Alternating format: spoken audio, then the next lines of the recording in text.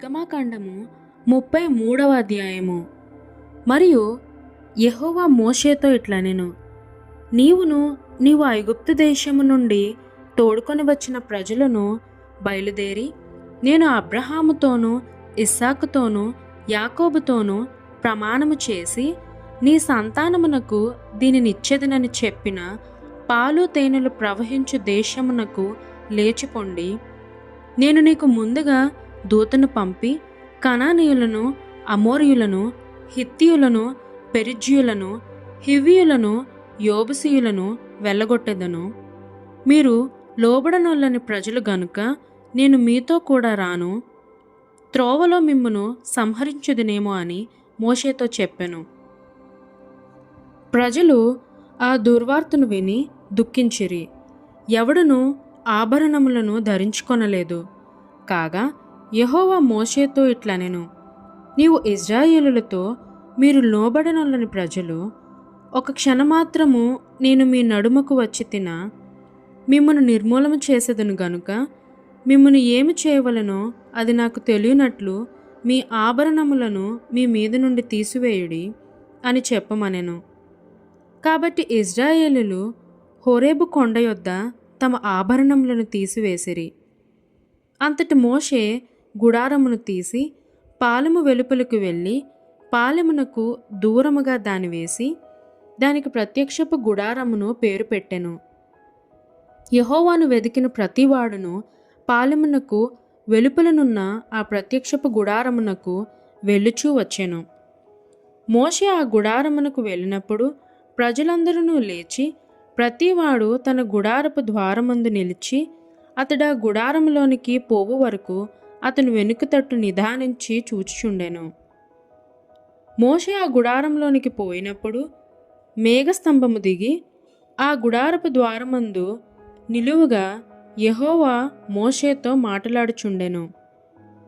ప్రజలందరూ ఆ మేఘస్తంభము ఆ గుడారపు ద్వారమును నిలుచుట చూచి లేచి ప్రతివాడును తన తన గుడారపు ద్వారమందు నమస్కారము చేయుచుండిరి.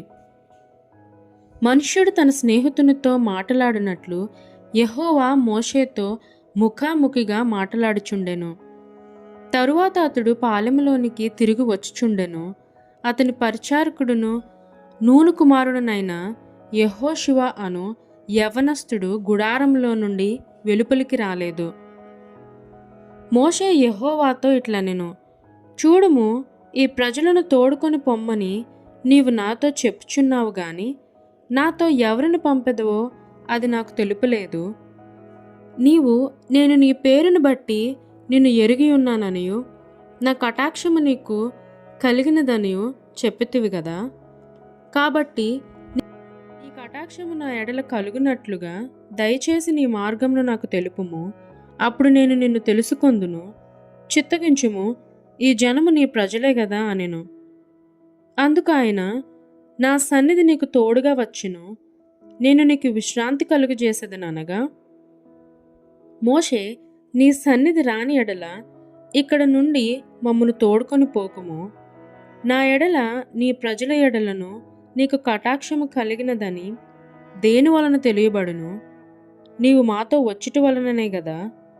అట్లు మేము అనగా నేనును నీ ప్రజలను భూమి మీదనున్న సమస్త ప్రజలలో నుండి ప్రత్యేకింపబడుదుమని ఆయనతో చెప్పెను. కాగా యెహోవా, నీవు చెప్పిన మాట చొప్పున చేసేదను.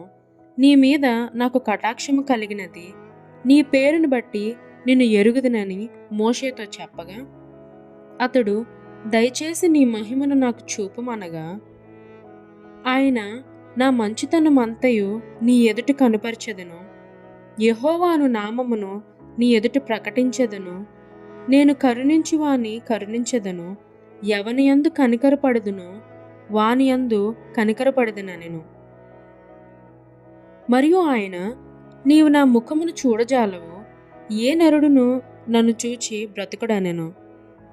మరియు యెహోవా, ఇదిగో, నా సమీపమున ఒక స్థలమున్నది, నీవు ఆ బండ మీద నిలువవలెను.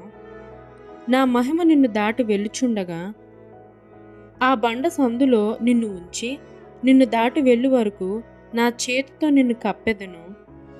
నేను నా చేయి తీసిన తరువాత నా వెనుక పార్శ్వమును చూచెదవు, కానీ నా ముఖము నీకు కనబడదని మోషేతో చెప్పెను.